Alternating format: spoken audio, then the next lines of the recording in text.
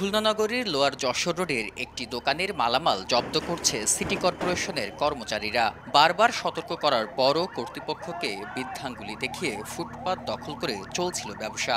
এই প্রবণতা যেন নগর জুড়ে। যানজট নিরসন, সৌন্দর্য বর্ধন ও পথচারীদের হাঁটার জন্য ফুটপাত নির্মাণ হলেও এখন তা ব্যবসায়ী ও স্থানীয়দের দখলে। ফুটপাতের ওপর নির্মাণ সামগ্রীর স্তূপ, দোকানপাট, ব্যবসা বাণিজ্য সবকিছুই যেন নিয়মে পরিণত হয়েছে।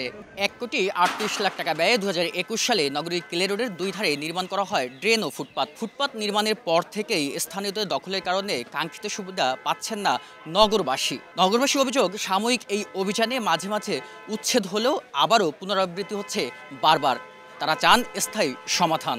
এই জায়গাটা সবসময় দুই সাইডে দোকানদার যাই থাকে, ফুটপাতে দোকানদার, সব দোকানদার। ফুটপাতে দীর্ঘদিন যাবৎ আছে, তাদেরও একটা ব্যবস্থা করতে হবে। তারা কোথায় যাবে? সঠিকভাবে মেনটেন করা, পুলিশ যাতে এখানে একটু ভালো করে ডিউটি করে।